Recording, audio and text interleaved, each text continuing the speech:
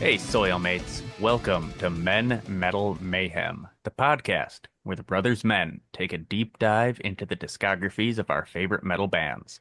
I'm your host, Brother Paul, joined as ever by my two brothers and co-hosts, Brother John What it do, honey boo? and Brother Dave. Hello, governor. Each season of the show, we are focusing on one band in season one, Songs of the Damned. We are covering Soilwork. Today, we will be discussing their ambitious 2013 double album, The Living Infinite. This one is a big one, so we'll be splitting it out over two episodes. Join us in this momentary bliss.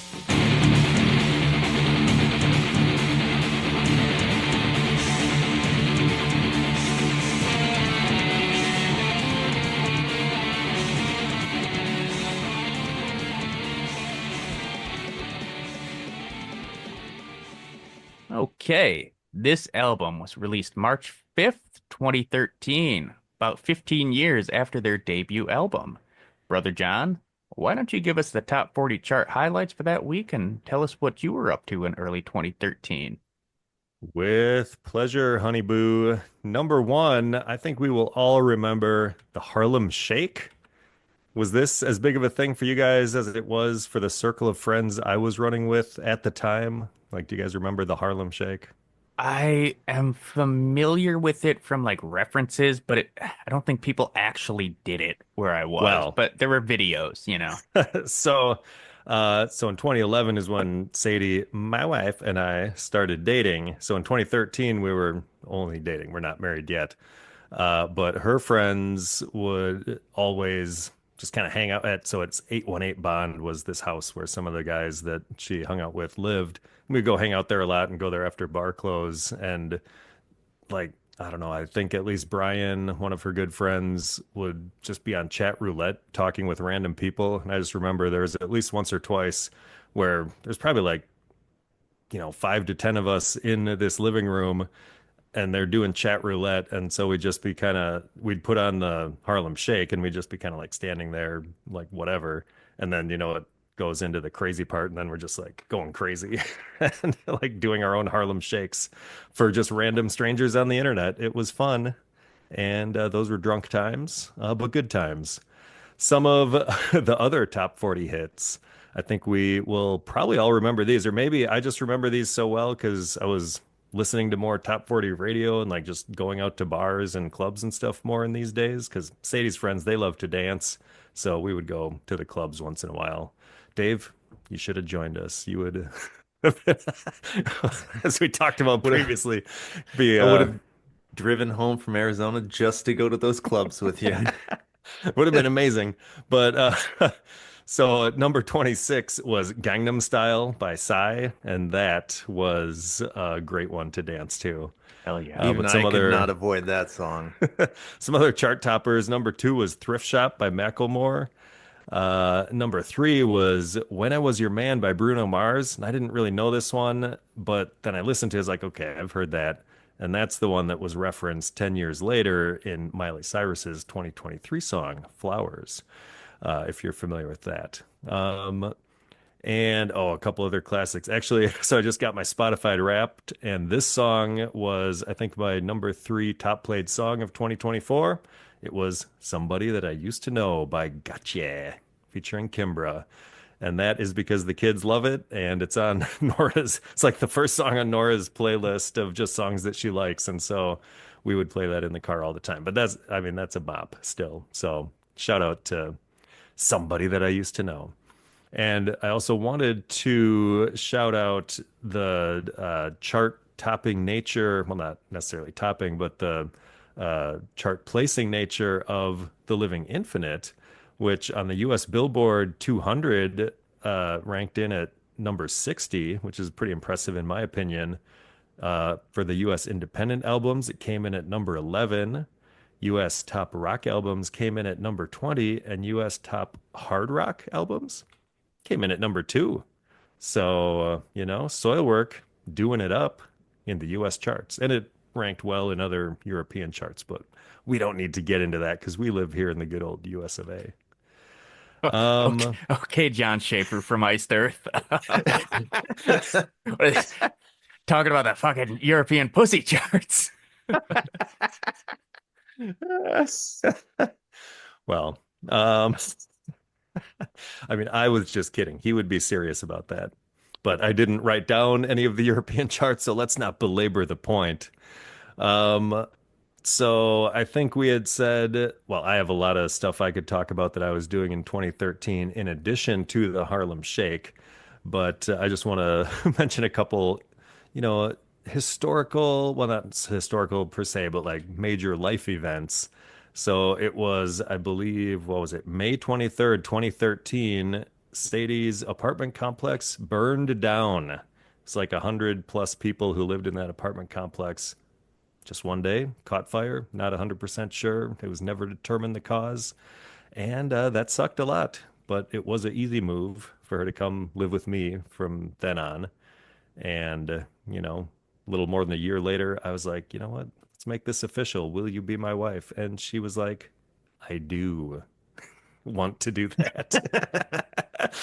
um, but so that was kind of a major thing.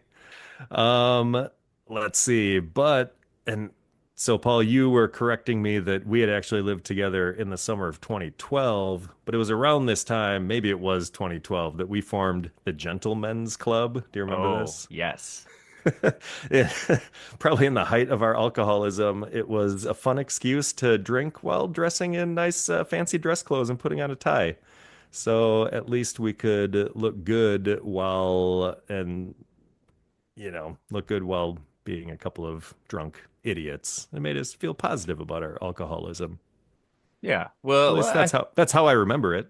we had a Sort of. couple nice pictures of us that I think we'll have to throw on the socials if we can find them. But yeah, I mean, we look classy. We had vests and everything. And we were drinking, out of nice whiskey glasses. Or snifters of brandy, perhaps. Oh, that could be But yeah, so we pinkies looked out. we looked respectable, but boy, yes. And another fun thing, not drinking related, but from time to time we would have basically like all day film festivals, and I found an old picture of you holding up the set list, I guess you could call it, or the lineup of movies that we watched. This was September 7th, 2013. We had a film festival, Humans versus Aliens, and starting at 8:40 in the morning one Saturday and ending at about 2:51 the next morning, we watched in order Mars Attacks, Slither, The Mist, Starship Troopers, Battle Los Angeles, Attack the Block, Independence Day, Aliens, and Mutant Chronicles. And it was amazing. That's something I have not done, I think, since I had children, because you just can't get a whole day to yourself when you have kids. It's not doable. That's not doable. So, yeah.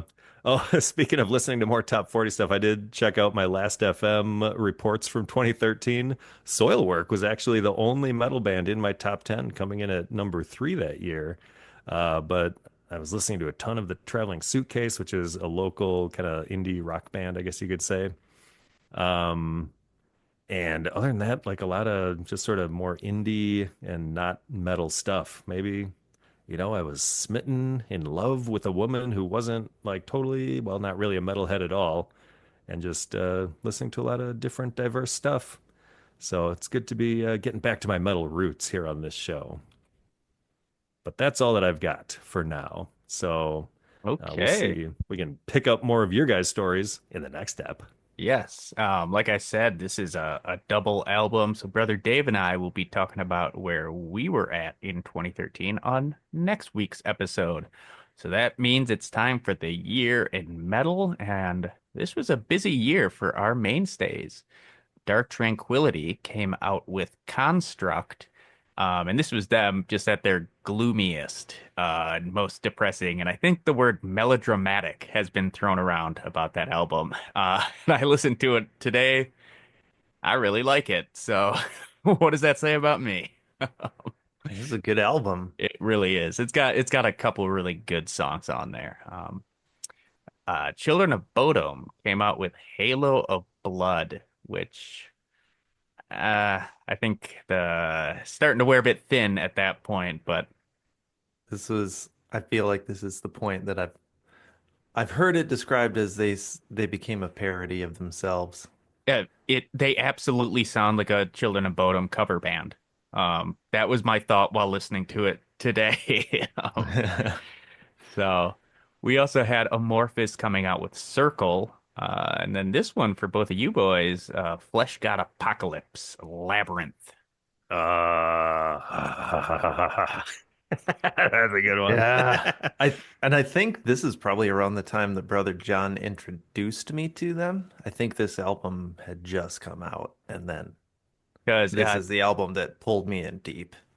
is this Hmm. their second or third album? It This is one. their third. They Okay. had Yeah. Oracles and then Agony, which is also good, and then Labyrinth, where they like really tightened it up.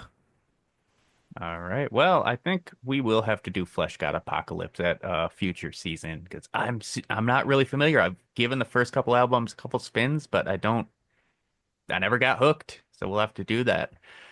Moving on, Cult of Luna came out with Vertical, and listen to that this week. It's good. It's not great. It's a bit of a stylistic departure, but not terrible by any means. The Black Dahlia Murder has Ever Black. And then for Brother Dave, Protest the Hero, Volition.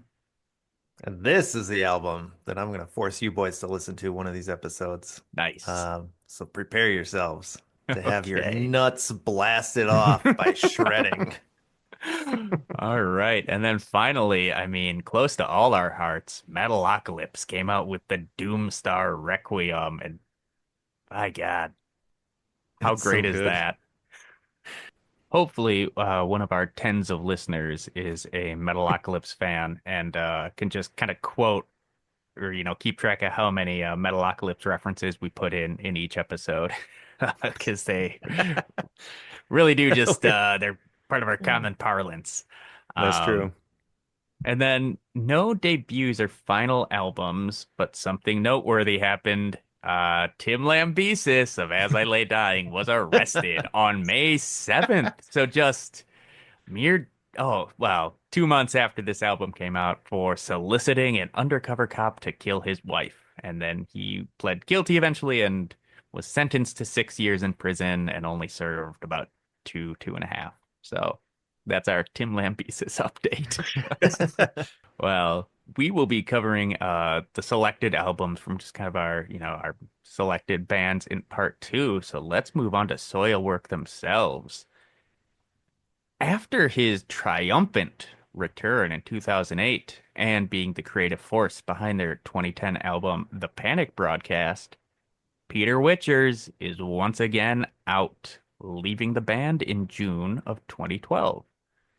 But thankfully, Bjorn Speedstrid has his fingers in a lot of pies and is in basically every band known to mankind at that point. And he brings over the guitars from his other project, the Night Flight Orchestra, a little man named David Andersson. Uh, and when I first saw his name, I wondered if they meant to bring back their old guitarist, Daniel Antonsson, um, but then accidentally grabbed David Anderson by mistake. It's an easy mistake to I make. mean, could have been like, just call, who was the guy we had? Daniel David? Yeah. And Speed's like, oh, yeah, I know David. He's in my other band. So, songwriting credits all over the map for this one. Seems like everybody contributed, but most interesting, Speed Strid has sole musical credit on three songs. And David Anderson actually wrote the lyrics for one of the songs on this first album. And for producing the album, they turned to a man called Jens Bogren, who engineered and mixed Stabbing the Drama and The Panic Broadcast. And he's their co-producer on this one. And looking at his resume, yes, he's a producer, but he also has a ton of mixing, engineering, and mastering credits for bands like Catatonia, Opeth, Paradise Lost.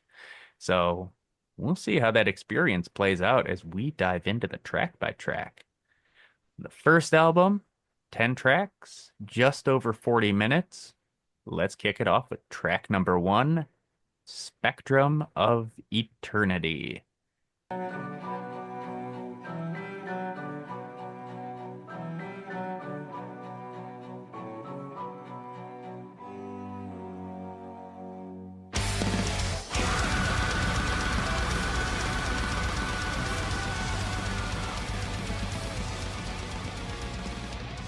And holy shit, Dirk Verburen has been unleashed in this Oh song. yeah. It starts with a nice little cello open, and then all hell breaks loose. It's just another fucking statement song of an opener, like they did on Panic Broadcast. It's great. Brother John, you're a drummer. Tell me your thoughts. Yeah, I mean, my notes are just an awesome, well, you say it's a cello. I said an awesome violin intro, whatever it is, some kind of cool strings, and then just an insane guitar riff with blazing fast drums. What an intro is my note. It's like you said, holy shit. This song, when I first heard it, I was like, oh, we back, baby. I feel like that has happened on a couple albums where it's like, oh, like every time it's been a while since Soilwork had something new. And then the first song always is just like in your face, just like, wow, these guys, they're doing it again. They're doing it again. It's just awesome. I loved it.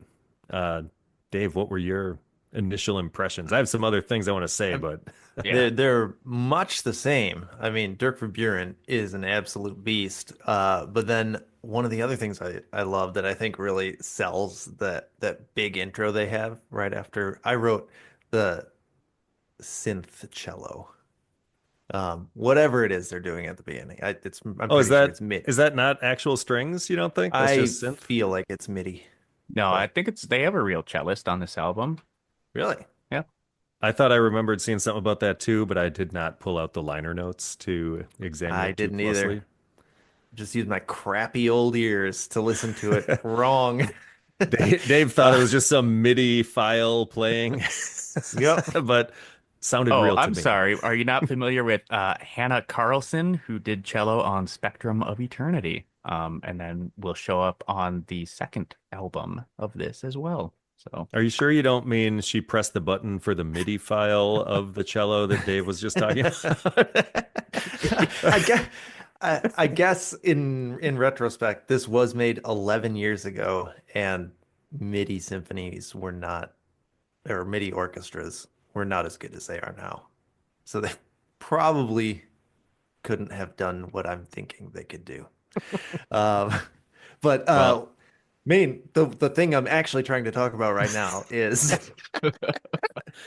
is uh right when the drums come in and yeah, it comes in like just big and heavy.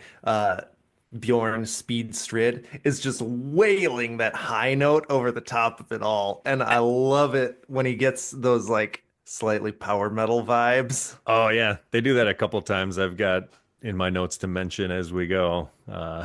But I think it worked every time yeah. Oh that yeah. I heard it on this album. I thought it was kind of made me chuckle. There's a part where he says 1,000 of demands. That always just makes me chuckle because that's just got to be like how they phrase it in Swedish because the band Sentence also has that same phrasing in their song Vengeance is Mine where they say dozen of eyes for an eye. Vengeance is mine. I was So gonna say I it. was gonna say. yeah. We all put it Oh, together. There's got to be more songs out there where they have that same thing going on. It's just got to be like how they phrase it in Swedish, I got to believe. But that made me laugh. well, I do want to, I mean, not to blow our load too early, but I want to open up our segment, Bring the Mosh.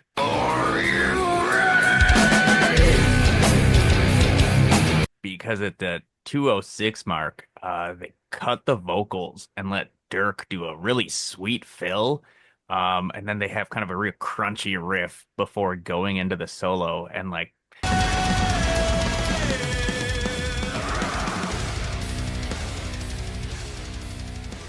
I've noticed they do that a lot, is they will kind of drop the vocals, kind of drop it out, and then like let Dirk go crazy in the lead up to a solo. And honestly, it works basically Oh every man. time. So, Yeah. You basically had word for word what my notes were about that part. So I'm excited that oh, we're we're all finally clicking, brother John. yes. I think Mhm. we finally found the album that, well, no, we both saw eye to eye on figure number five, That but is this true. one I foresee that Yeah. there's some synergy.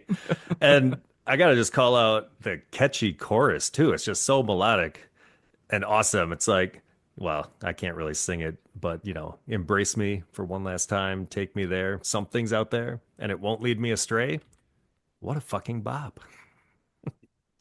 Any So many catchy choruses on this album. It's crazy. yes. Any last musical thoughts before we dive I into I want to push back slightly on the catchy chorus, but Oh, you also hmm? Oh man, I'm so boo, like singing boo. along with this one every so time I it comes can on. I'd sing along with the Embrace Me, but then I don't know what the rest of the lyrics are, Forward and last time, take me there. Something's out there, and it won't lead me astray. A thousand of demands, a never-ending twist of fate, or something like that. All right, I guess uh, I did sing but it, but not well. what I actually love about the chorus is just the crazy arpeggios that they're doing behind it, Yeah. like basically sweep picking. It's hard to say if he's picking all those actually or just sweeping it, but either way, rad as fuck what they're doing on the guitars behind it, even if I don't remember what the lyrics are. You sure he Yeah. didn't program that with a MIDI to do? Debatable. So they're just pressing the button. Yeah. And one of my industrial bands now, just press one button and boom. Uh, Exactly. well, I think it's time for a little segment I like to call Video Killed the Melodeath Star.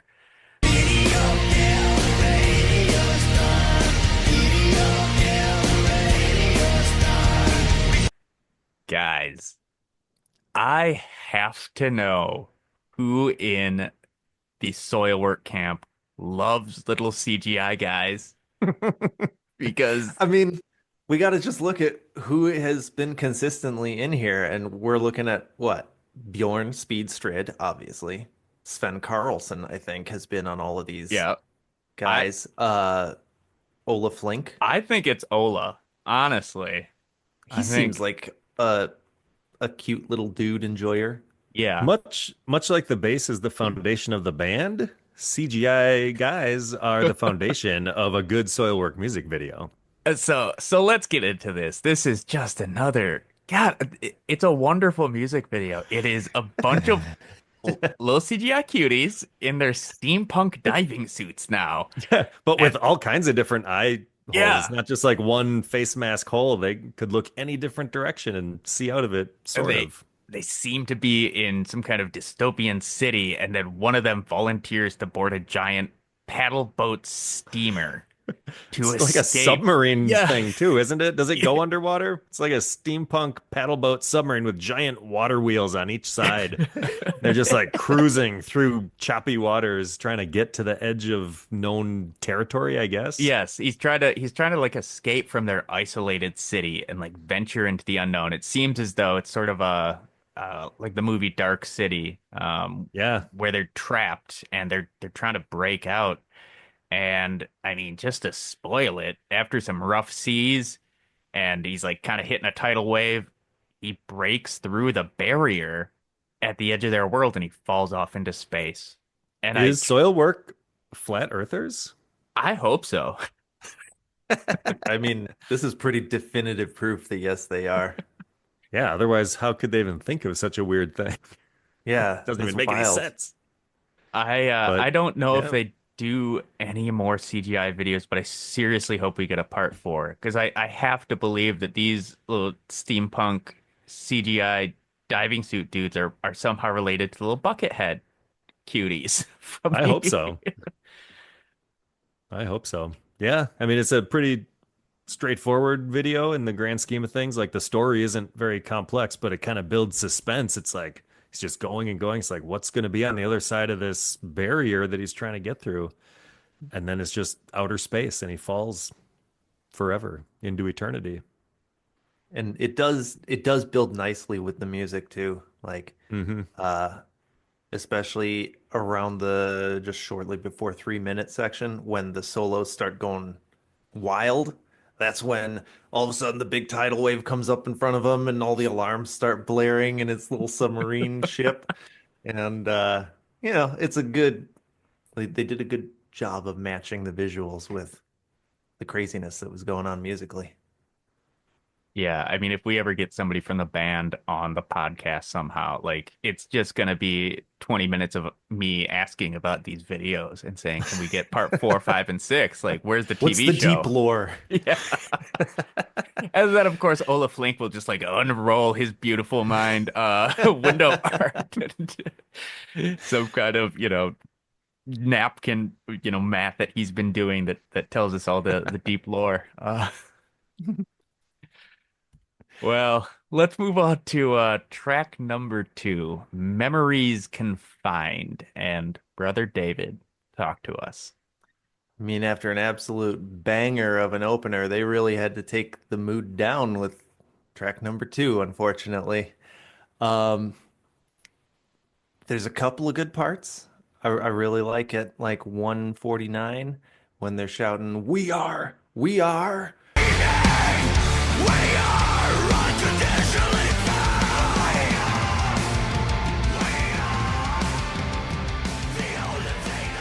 But solo's okay a little later, but man, like chorus doesn't grab me.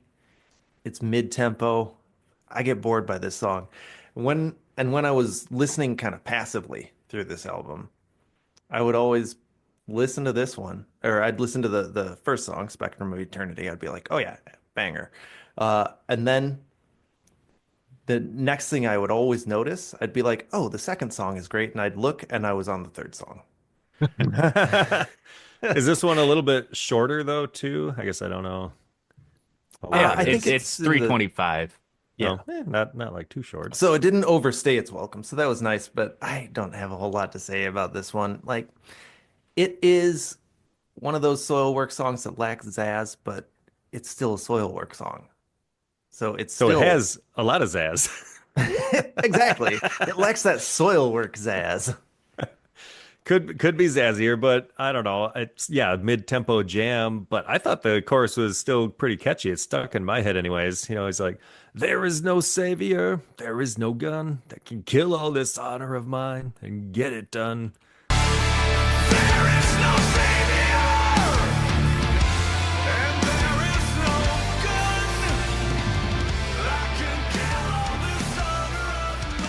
Yes. In my car, I was singing along to this one too, I gotta say. But yeah, this song as a whole doesn't really stand out or anything. But I mean, how many standout tracks can you have on one CD, really? I mean, we're about to find out. John, I gotta We know are. when you're dropping your solo album of vocal singing because I need you to sing I'll, a song from every or sing a bit from every song on this album. oh man, I don't know. Maybe I can. All the choruses are pretty catchy, but Yeah. Well, it, I have to actually give it and make it. I don't know. That's risky. If I actually try to make it sound good and it just sounds like shit, then they're all gonna laugh at me. yeah, well, I mean that's Can't have that. creating anything.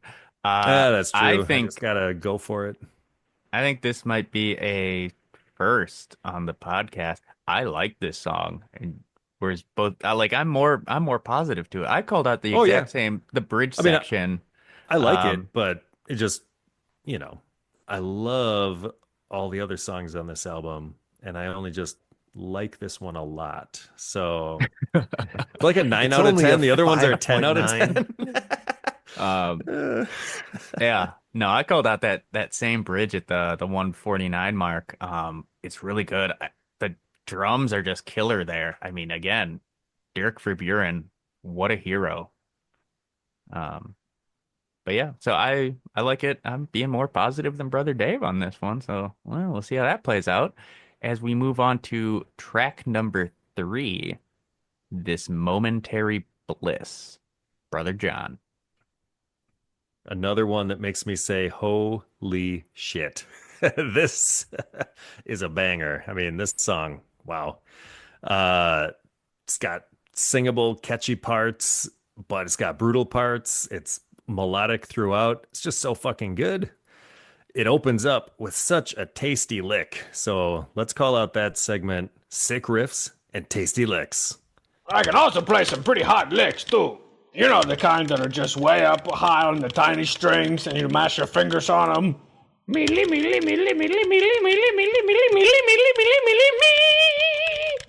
It's got that noodling guitar, like just kind of right out of the gate.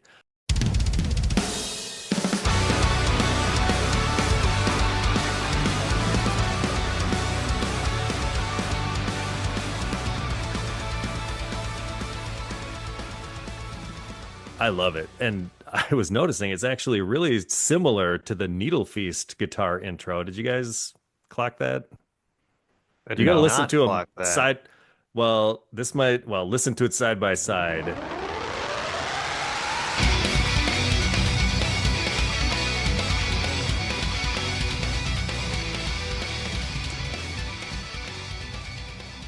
When I listened back to Needle Feast, I was like, oh my God, there's like almost the exact same guitar thing going on. And I was wondering, is the new guitarist just listening to Peter Witcher's old stuff and dropping it in to these new songs? He's like, oh my God, I'm in Soilwork now. I got to do something. Where can I find some inspiration?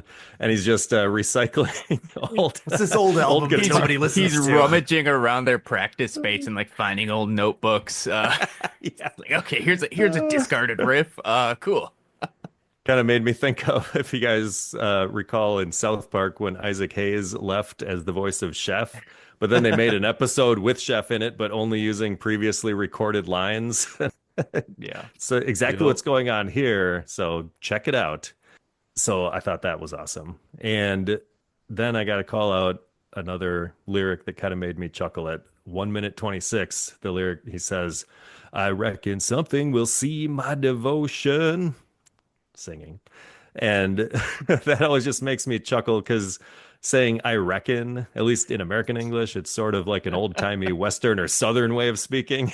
And I Googled it and I found an article from www.southernliving.com titled 60 Southern Sayings You Won't Hear Anywhere Else. And it says about the saying I reckon, it says, we reckon I reckon, in quotes, can replace any number of phrases such as I guess, I suppose, I think, and I imagine. It is a quintessential Southern phrase said by friends and family on porches and in rocking chairs all across the South. So in my opinion, the lyrics could just as well have been, I reckon someone will drink all my sweet tea. And it could be Bjorn sitting on a Southern porch or, surveying his plantation, sipping on sweet tea. Maybe that's where he was inspired to write these lyrics. Get the AI art working on that, please. Oh, I've got one. I'll send it to you. Wonderful. Well, I mean, for me, this song is absolutely brilliant. I really, my note is just holy fuck, this song is transcended. I love this song. This is like top 5 Soilwork songs, I would say, for Yeah. me. I think. Yeah. I'm pretty sure I can say that with relative confidence. There's so many good ones, but this one is just so goddamn good. And I see Brother Dave's eyes darting around as though Guys. he's about to be negative. So let's get I'm to gonna it. step in here. I'm gonna say, Reel us back a little bit. this song absolutely slaps. Oh, now we're it talking. is really good. Top 5. I mean, whew, that is high praise because they have got a lot of good songs, but Right. this is at least up there. I've got really nothing to add on top of what you guys said. I think it's the strongest chorus that we have on this first disc, at least. Don't let the light you see restrain you. Don't put your trust in a dog outside. There will be more than you ever could die for. This momentary bliss is found. And it's just massive. And yeah, the riffs are fun. The solo is simple, but it's great harmonized. And the way it all builds after the slowdown is incredible. Yeah, this whole song, every bit of it is so good.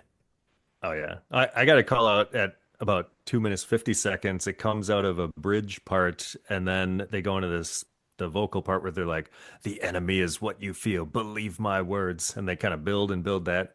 They're like, "The enemy is what you feel. Believe it's real," and it just goes into a rad solo after that. Oh man,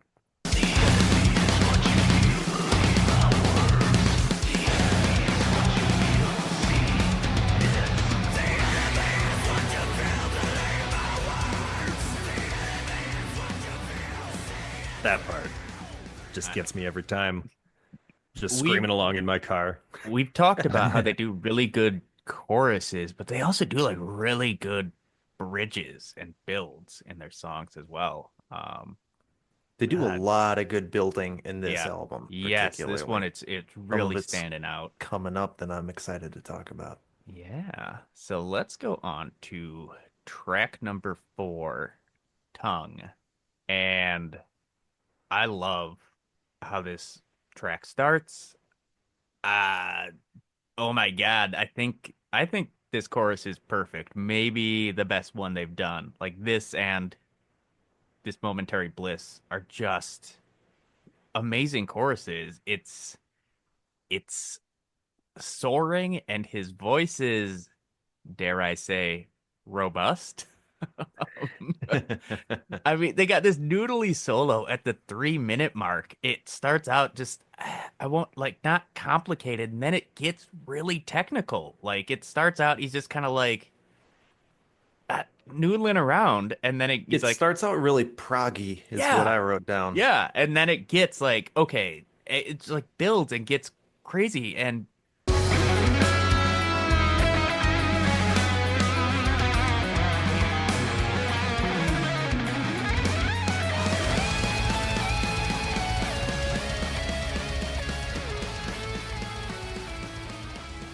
the drums on this song are insane again. And like I think Oh on the yeah. chorus especially, like the cymbal is just crashing in the best possible way.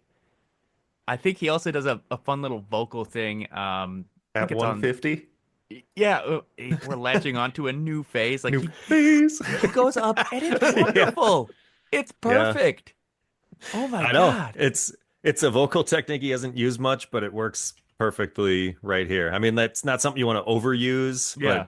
but he doesn't overuse it, and it just, I don't know, it adds a little extra zazz. Yeah. There's a on a couple of songs when he goes up on like one or two words, he does it so well. Yeah, and he can just kind of seamlessly shift his Yeah. range. Like, what is Hmm. his octave range? I wonder. He could maybe give Mariah Carey a run for her money. I would listen One to who famously has like a eight octave vocal range. when is the Bjorn Speed Strid Christmas album dropping? Well, we're recording this on December 17th, so hopefully in 8 days. Yeah, I'm one of you guys take over because I'm just fanboying. I'm Oh gushing over yeah. here Well, about I this mean, song. I have pretty much all the same stuff to say, but this one is just breakneck in pace, and Dirk is just giving it on the drums the entire time. Just doesn't let up. I mean, he's putting on a clinic for the fans. Um, yeah, I mean that's and like you said, the catchy, singable chorus. It's a catchable chorus. It caught me. Do you want me to try to sing it? No. Okay. The hate is see the light of day, and here comes the scene. They're aching once they were sacred.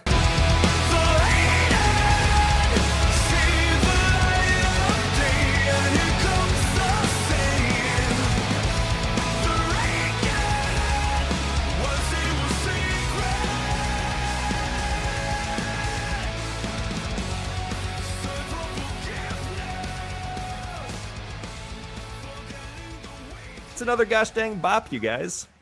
Yeah. It Get is a away gosh from it. dang bop. I've got two I notes to reckon add it's a on gosh this. dang bop. I reckon now. Uh, my two notes I want to add on here. All the stuff you guys said is true. This song, it's a real big bop. Uh, I like that they're drifting into more positive themes sometimes, right? They're not just stuck in being a depressed band or like an angry band or whatever. It's not all average stalkers and grandpa hats. Yeah.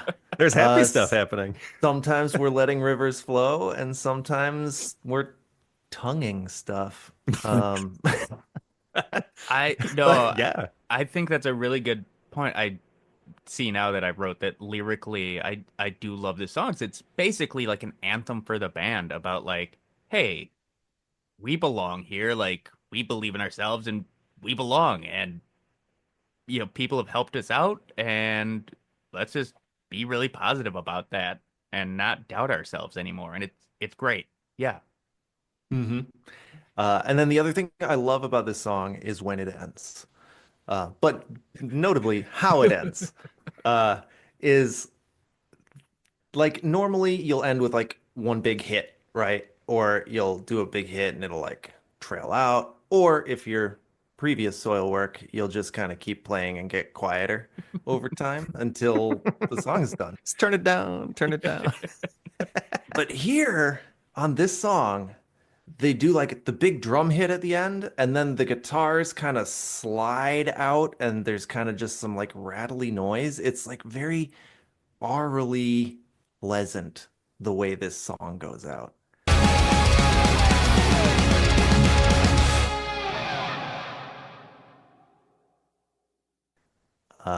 And it stood out to me, and you should listen to it again. Yeah, so you're kind of Yeah. saying like, I hate to see you go, but I love to watch you leave. That's exactly what I'm saying. This song has a great ass.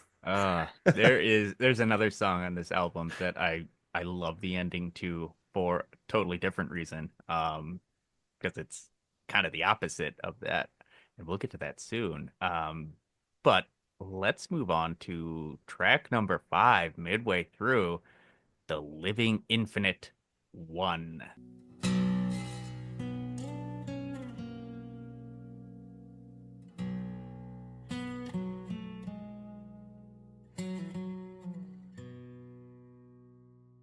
Brother Dave. So we had noticed that we reckoned that he had a little Southern in him. And they bring that out again with just the big rattly acoustic guitars that start here. And I absolutely love the sound that they captured there. Just, it Mm. sounds like an old beat up guitar, uh, Yep. doing a little slide stuff on there, I think. And it's so good. Um, and what stands out to me most on this song is the vocals for most of it. Guitar wise, nothing super grabs me after that initial acoustic, but when he just gets so many vocal layers going on at the 140, uh, Right. which is like the beginning of the chorus, I think, when he says, "Let me go to where the purity comes alive."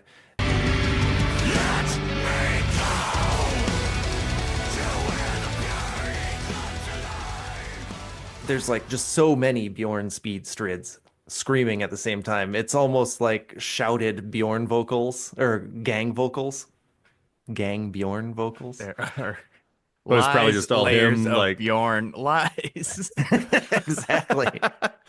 it was just him in the studio recording it like 20 times or something, probably. Probably, yeah. I mean, he probably does every vocal part at least twice, just because he does have that really full sound basically all the time. hmm But here he's probably doing each section twice, where he's got like a high, a mid, and a low. So I would guess there's like, I don't know, 6 or 8 vocal bits going on here.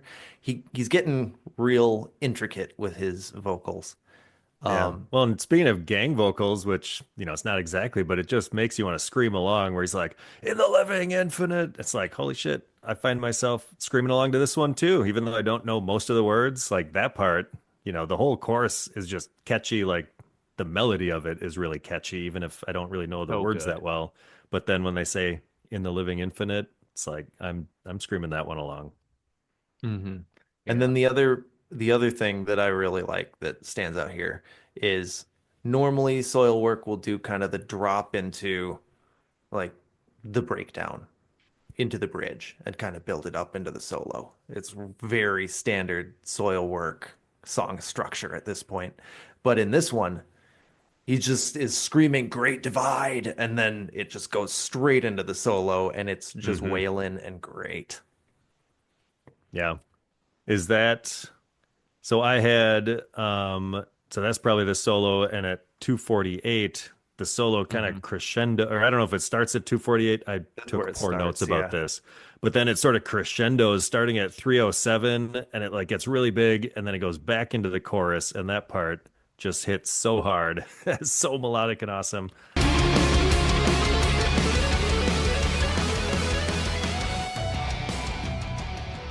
I fucking love it. I mean, this one starts like you were saying, it's like sort of that minor key acoustic guitar picking, and then it like builds with this like an ominous rising storm when the other instruments all join it, and then they hit it hard. He's like, surrender. I just love how this one starts. I love how it ends. I hate to see it go, but I love to watch it leave. Again. Well, there are a lot of synths in this song as well. I think at the 215 mark, that's really good.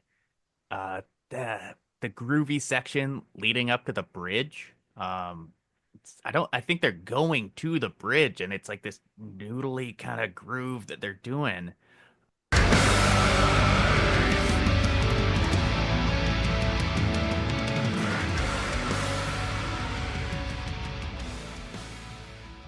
And I think that's what I missed on the Panic broadcast was kind of the smaller moments and flourishes that would like really enhance a song to elevate it. 'Cause like Panic Broadcast is a good album, but I think it was missing small moments like this that I would keep rewinding to that section, be like, yeah, this is a really nice little groove, and it stuck out. Yeah, the song is amazing. It's really, really good. And I think I slept on it the first couple times I listened to this album. So let's move on to track number 6, Let the First Wave Rise. Brother John. Well, this one, it's blistering, it's riffy. The guitars are doing a lot of cool stuff in the mix. I like this one. It's another bop. Um, let's see. Oh man, the part it's at about 150 where the instrument's mostly cut out. It's just like the single string guitar strumming and sort of the whisper singing. He's like, first the silence, then the chaos, and they build everything back up.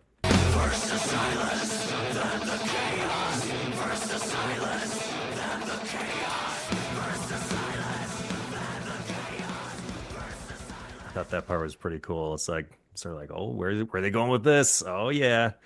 And it kind of made me think of Arch Enemy is always singing about like the metal revolution. Is that what this song is about? And are they influenced by, because at least one of the guys from Arch Enemy is in the Night Flight Orchestra, right? So they're Yeah, like the new buddies. guitarist, Oh, David Anderson. Oh, okay. So he's okay. I guess I was not quite aware of who's who amongst no, but John's European talking metal about bands. the bassist from Arch Enemy. Oh, Charlie Is- D'Angelo? Yeah, Yeah, is so in the there's- Night Flight Orchestra. Okay. Yeah, Yes. there's an Arch Enemy connection to Speed Strid, so maybe some of that metal revolution influence is rubbing off, and so he's talking about it here. Now, Yeah, do you Although, think I'm seeing now that the music and lyrics are both by Andersson, it looks like on this one, but he's also in the Night Flight Orchestra, so he's part of the metal revolution himself, I gotta believe. so I guess my question is, do we think that Arch Enemy kind of operates like Mormons, where they send out their missionaries to other bands to join them and be like, hey, have you heard about the metal revolution? Probably. Are they wearing like collared shirts and black ties? I can only assume. Yeah. But I got to call out too at 232. We kind of referenced this earlier, but there's layers of vocals saying, "Let the first wave arise, let it rise," and there's this screaming Yes. falsetto in the mix saying "rise." Totally 80s, totally rad. I mean, I think I said before, I wouldn't want a ton of that, but a tasteful smattering that adds some zazz to the mix, and it was pretty awesome in this part. So this is the song that I love the ending to, because it's like a big 80s arena rock Mm. ending with just like like the drums and I don't know if it's him or the guitar or both like kind of doing a falsetto, but I'm like, this is just like an arena rock band from the 80s closing one of their songs, and it's great.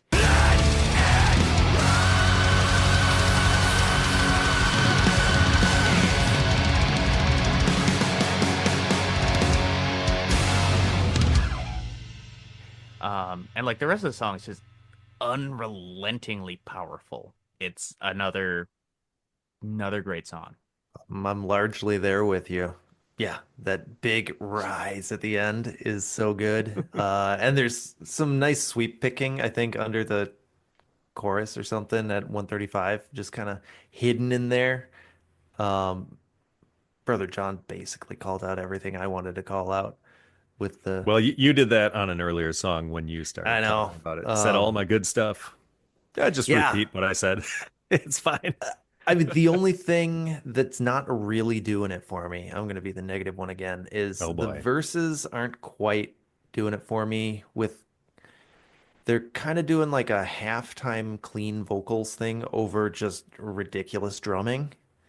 And I don't know, they're just not quite coming together for me as tightly as as most other Soilwork verses do.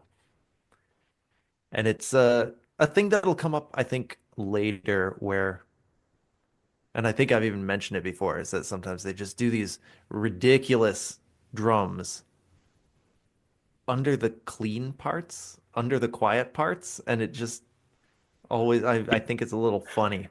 They He can't doesn't put know it how to back turn in it the off. cage. Yeah, Yep. exactly. Once the beast is unleashed, you got to prepare yourself. But I mean, even with that gripe, this song slaps. And it prepares us for the next song, which, spoiler alert, slaps even harder. Track number 7, Vesta, Brother David. Oh man, this song, it doesn't just slap, it fucks, but it's consensual. So, uh, man, it's got those big rattly acoustics and at the beginning, and really the first minute of this song is just a masterclass in how to build off of a motif. All right, they start with the acoustic riff, and then at 16 seconds, they come in with the electric guitars that are riffing on that riff.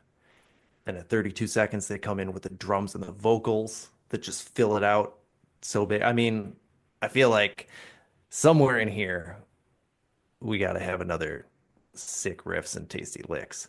Milli, milli, milli, milli, milli, milli, milli, milli, milli, milli, milli, milli, me.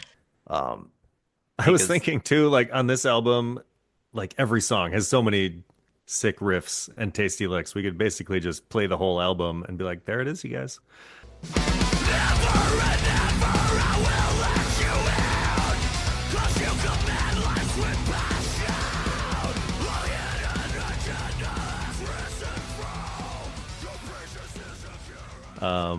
It's hard to even pick which ones to choose because they're all sick and they're all tasty. Well, I'll just edit in the whole album right after this point so that oh, Yeah. good idea. We can really Won't give get the it. people Won't get a a takedown sense of notice what for we're that. talking about here. Yeah. Oh man, but Just a little taste. speaking of talking, so when it kind of all the instruments come in and then the vocals come in, he's almost doing like a spoken word or it sounds kind of like a voiceover part, and it starts out, I reckon you have something to say. So he says it again. And I mean, at this point, he's basically a Southern plantation owner. He should be saying, I reckon we ought to sip on this sweet tea here on the porch. Yeah, I feel like maybe David Andersson brought in some weird Southwestern vibes with him, but I'm loving it. But the music and Um, the lyrics here are both Strid, it says on, I'm looking at darklyrics.com, which Oh, that's true. has it. And I think the lyrics on the other one where he says reckon, I think that was Bjorn as well. So I don't know. Could just Oh, that's be true. the He was on. influence of working with Mr. Anderson and both of his bands now. Yeah, I guess it was Strid who did the rattly acoustic guitars on both of the songs where I called it out. So maybe that's just a Stridism. I Well, guess, but I'm here for it. I had Yeah. questioned if this is a holdover from their time with Mr. Witchers, who, he went and lived in kind of the South in North Carolina Hmm. and was bluegrass influenced on the Panic broadcast. So I wonder if Yeah. Speed came back and was like, you know what? I'm just gonna crank this bad boy up to 11. Here's a little blues riff for you. This is Yeah. It's something like, from the down from the bayou. yeah, this will make Witchers so furious that he left the band, and now we're outdoing even him. The Vesta is the middle finger to Peter Witchers. That's what we've Oh, man, it could decided be. right now. Maybe this whole album is, or Uh, it's like, hey, screw you, we can do this without you just fine. Well, they wow, God, Maybe. where is the in one of the songs they talk about like it's been 3 years since they've been reborn. Oh yes, Spectrum of Eternity. Right there, 3 years since I was reborn. A brutal insight. Never knew I could do so much to stir my soul up. So Hmm, that could be But many different I things. mean, that could imply that the previous album with Witchers was the rebirth. correct. Yeah. Yeah. Because they really died on Sworn to a Great Like Divide. we're bleeding out. Yeah. Medic Help us Witchers came here. and revived us. But then he left, and it's like, all right, well, screw you too, man. We can do this without you. But again, getting back to this song, another catchy chorus where he's like, how could anyone stand to be around you? The profound you let me be.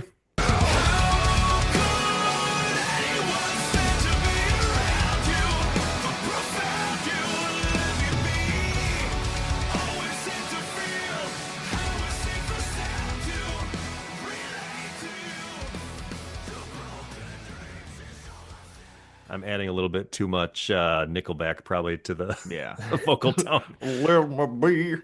Just make it Creed. Uh, yeah.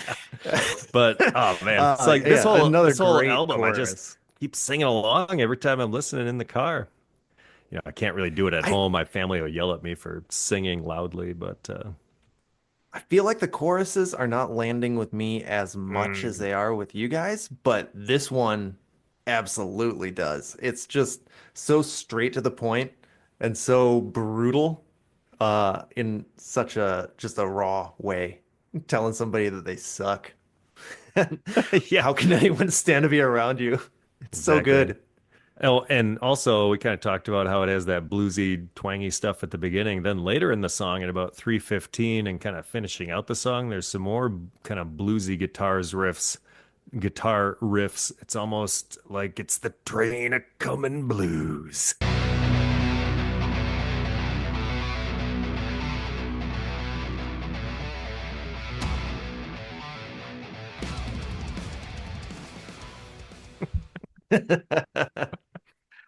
Uh, Oh man.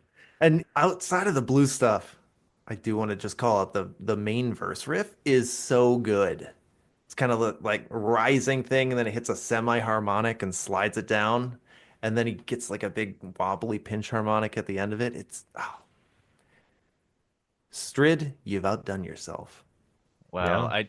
we're not going to open up our segment lyrical tactics, but I think we do need to call out something from songmeanings.com about the lyrics on this one.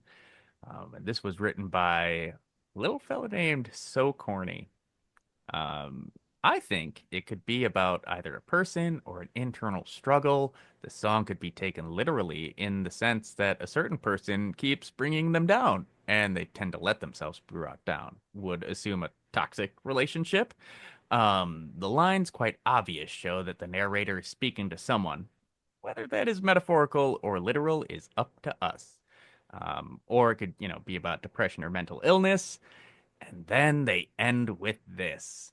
Although I have a child with an ex who I always have to deal with, but would definitely rather not. So could take it literally too. Is he saying, Yeah. is this commenter saying he would rather not have this child or saying he would rather Or not have not to have deal the with the X. ex? I think that I he'd guess it rather could not be either one. deal with the ex, When I but first read it, I was like, he doesn't want this child?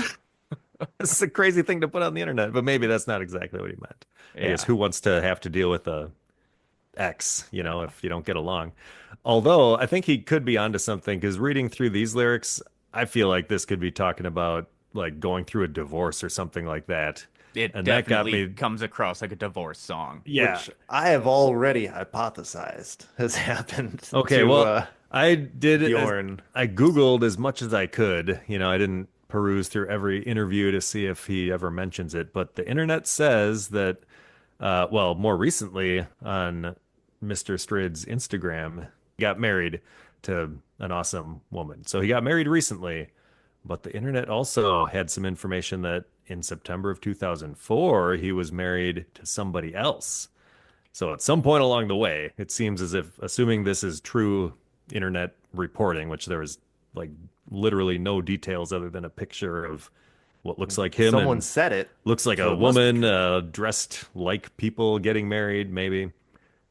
Presumably, he was married in 2004. Maybe he got divorced at some point and was drawing inspiration for some of the lyrics from going through that. That's all I got. Okay. Well, with that, let's move on to track number 8, Realm of the Wasted. Another banger. And at the 250 mark, when they come out of the solo and just absolutely switch up kind of the style of the song and go into an 80s groove and start shouting break out and then go into like a synth solo.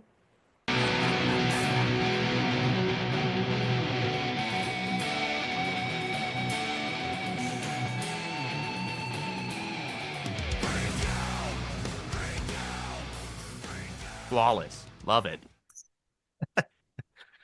They also had a couple spots that is like a sort of a minor thing or just like a little flourish, but it was at like 17 seconds, 21 seconds, and 54 seconds. I wrote down those timestamps where Dirk just kind of hits a little cymbal bell on the offbeat, so it kind of stands out because it's sort of quiet and it's like ding. Who controls the universe? I will be objective to any of your lies. And it's He- just a he fun little does- flourish. I He like does it. a lot of interesting cymbal stuff Yeah, on just like this little album. syncopated things and yeah, Yeah, hitting stuff on I the offbeats. I have written down at 346. He's doing a 3/4 polymeter. He's doing like I think it's threes is like what the most of the song is, but then he's doing fours on the little bell. Cool stuff. Yeah, and let's see, I killed that vibe. I was making note too. Like when they get to the chorus and they're like, the wasted, it gets to that part, and I can't, I was having trouble even following, but they like are changing up the time signatures and doing all kinds of weird stuff. So I don't know, Dave, maybe you can It explain it if you even know. I do know because I also was like, what's going on here? And I listened to it a little bit and tried to figure it out. I think what they're doing is actually on this one, I think they're in 8/8 for the most part. So that polymeter is probably backwards from what I said.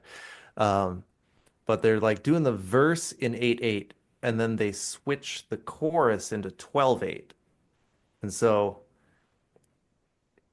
every main beat has kind of like two of those eighth notes in it initially, and then they just slow it down to like one and a half, two-thirds the speed to have three notes be in like the main beat.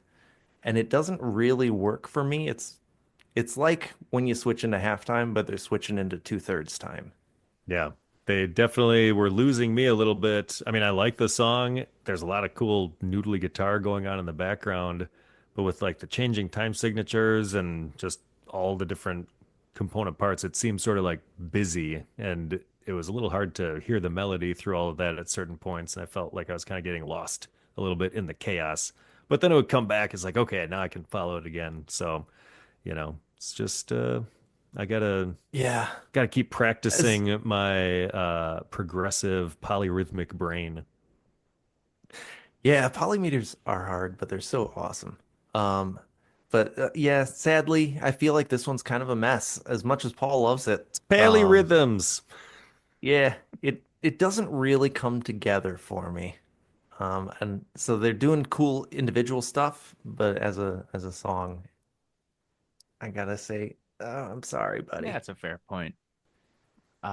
And with that, let's move on to track number 9, The Windswept Mercy, which features some guest vocals by Justin Sullivan of British band New Model Army. And they're kind of a post-punk folk outfit that's been around for forever and just done a whole bunch of stuff.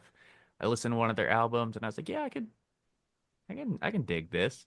But Brother Dave, talk to us about this song. And spoiler alert, talk to me about how it is perfection. So, Again, I'm gonna have to let you down. I feel Oh, so. fuck you, Dave. get I out. know. Boo, you're off the podcast. Top five, top five. Going into this one, and like before we started this pod, I knew that you ranked this album really high, and I hadn't heard this album. This is the first one that I hadn't heard because I'd listened to their back catalog. I'd heard Panic Broadcast somewhere along the way, but this one going forward, I hadn't heard until we started talking about it 2 months, 3 months ago at this point. Um, and this is the part where it started kind of falling apart for me. It starts off so strong, and now this one has it's got a driving feel to it, and it's got a completely different feel than anything else that we've heard so far on this album. Just a little more chill driving rather than uh, thrashing around and throwing fists. Um, it's got some fun riffs. The second riff kind of rises and then has a quick descent at around 25 seconds. That's a lot of fun.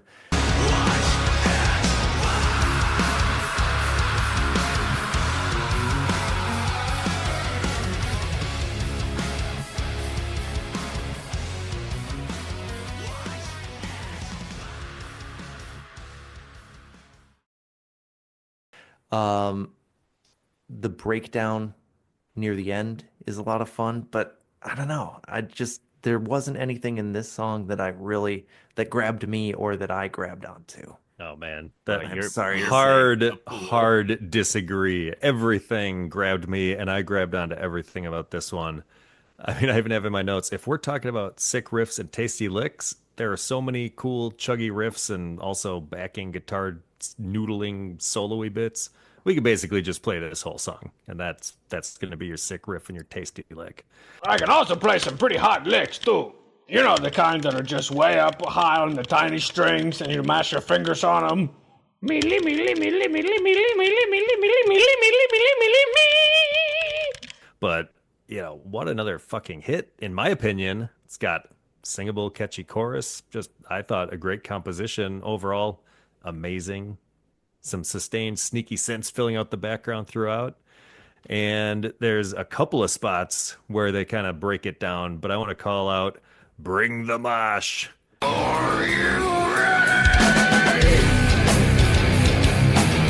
For the part right at 3 minutes and 16 seconds where they go hard with some real chuggy riffs, the kind of thing to open up the pit and let everyone get their spin kicks out before the song is done.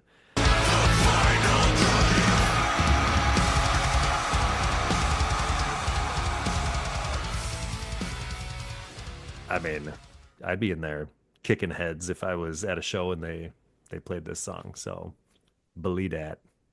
No, this song is great.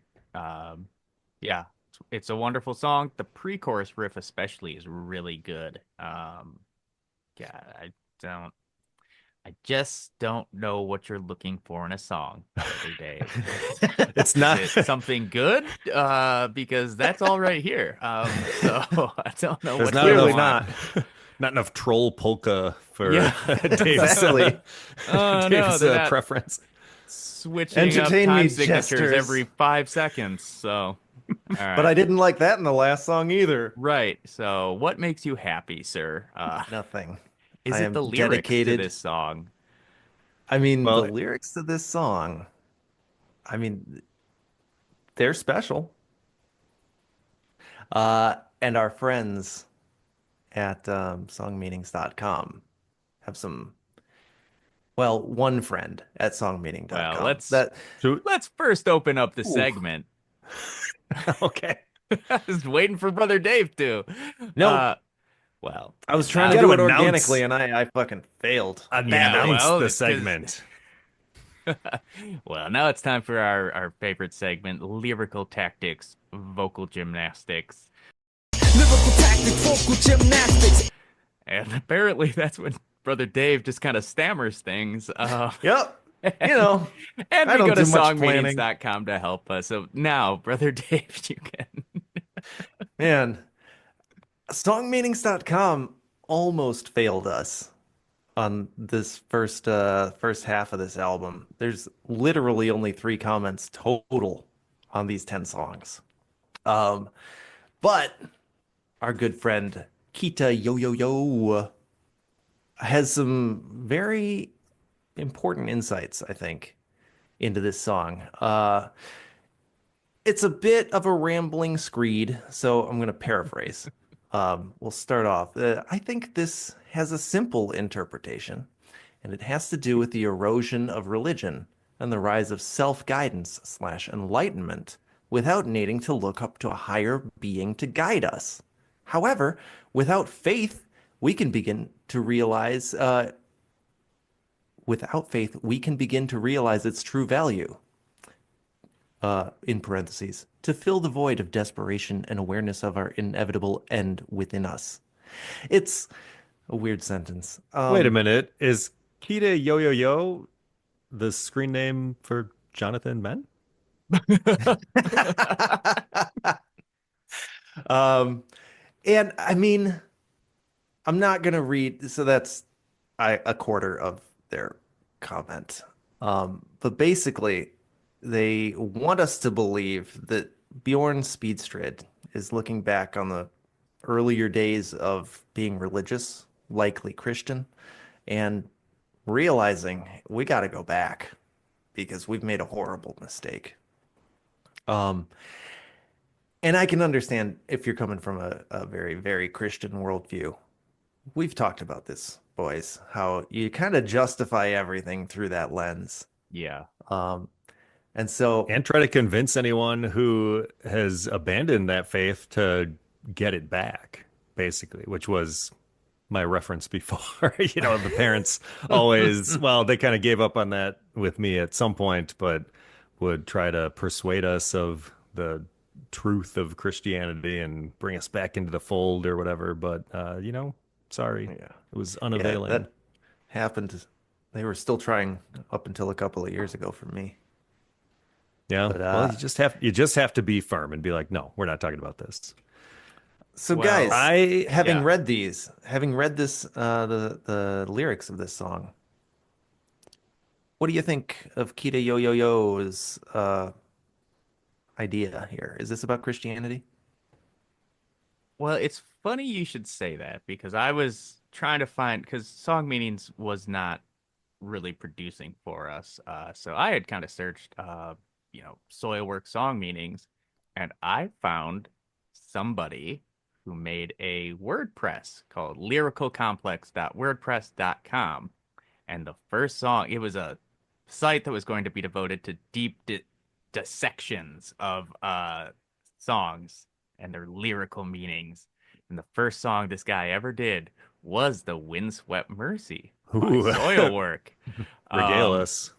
so kind of the first verse, he says, pays homage to the continuous pace of our lives and how typically days go by with reckless abandon for the present moment, wanting to be in another go around in which we can find solace in the present and, quote, redo things like our childhood, teen years, adulthood, etc., etc.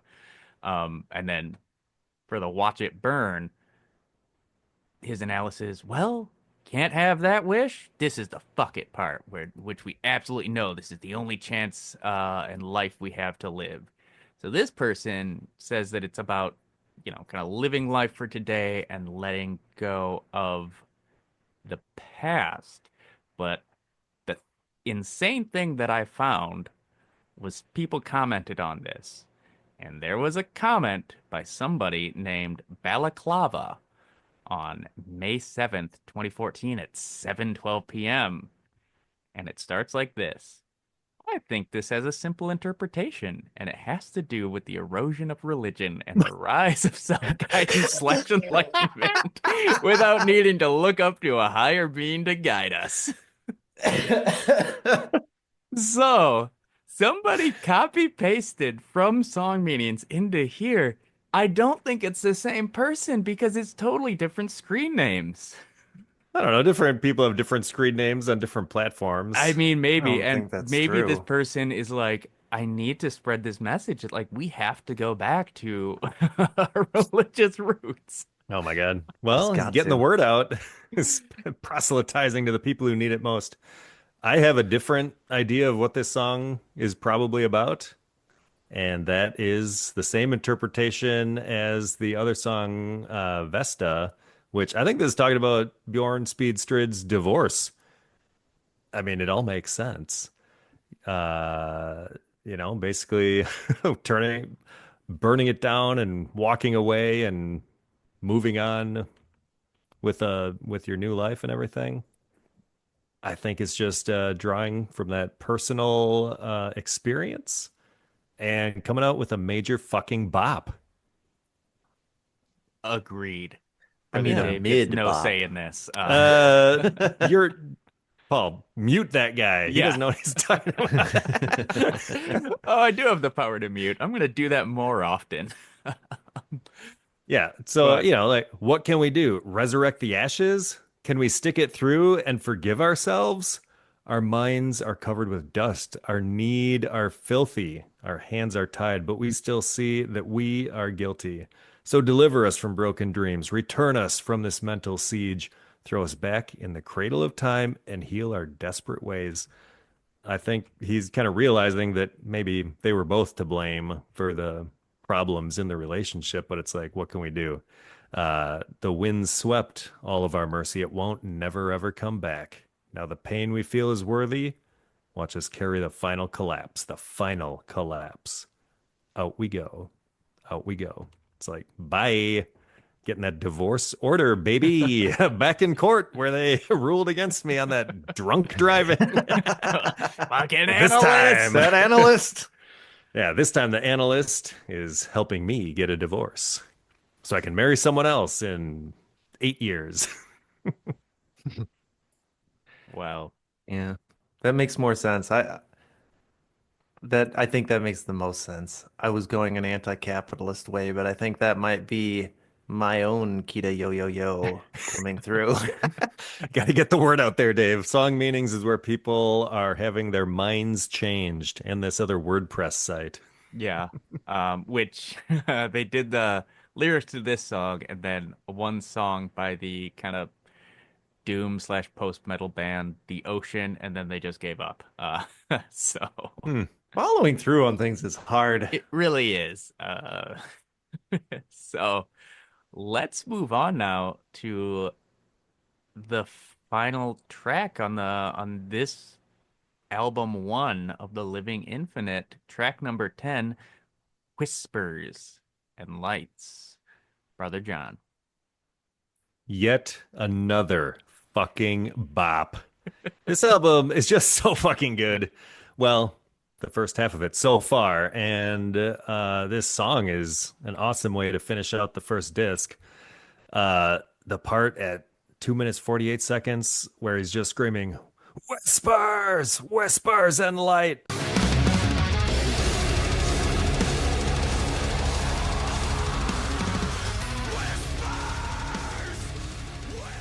Oh man, amazing. And then at 3 minutes 19 seconds, we have some blast beats, which, as always, powerful, awesome. I mean, like, if this were the whole album, this is an awesome closer. It's also a great midpoint for the album. They kept up the intensity throughout. I mean, there's a couple like slower mid-tempo songs, but like for the most part, this first half of this album, disc one, it's just chock full of goodness. No complaints on this one. Brother Dave, I'm really curious about your thoughts on this one. Did we listen to the same last three songs? Oh my gosh. You're done. Again, it's Get got out of good here. parts. The main riff is interesting, at least rhythmically interesting, because it's like 12/8, but then he follows it with a random bar of something. Um, I like some of the arpeggios they're doing behind the probably the verse or pre-chorus. Um, and at 229, I like vocally where he's doing like some really pulled back like leading into something or other. And he does some more polymeter stuff. Like there's good bits here, but like for 5 minutes? Oh And man, then I could take 5 more minutes of this song. and they also do the clean guitar and like kind of quiet top section over blast beats, and it just like is not working for me at 3 minutes 4 seconds. And All mistakes by misassociation led to the darkest of times. Here I am with a new declaration. I don't know, man, it just doesn't come together for me. Yeah. Well, I kind of feel like King Solomon, because I'm somewhere in between you two. As an album closer, I don't think it's great. I think the song has issues, but I still like it. I think it soars at times, and I like that. But like SORES. Oh, get out of here. Oozing sores. Oh no. I mean, and it's got some nice. I'm always a sucker for the kind of the faux organ type sound that he does. I think Amorphous does that sound a lot also, and I really like that. Uh, it's it's a okay song. It's not great. It's not a great closer, but I don't hate it. I think it's I think it's okay. And that's kind of the first one where I'm feeling mixed about so far on this album. Not Um, great, not terrible. yeah, yeah. It's 3.6 Rontgen. And on that kind of divisive note, brothers Yeah. against brothers in Yeah, anger. a real cliffhanger. Yeah, we will turn it over to our resident rankings expert, Brother John. All right. Well, our final segment is Bop or Flop, where we decide, does the album slap or is it crap?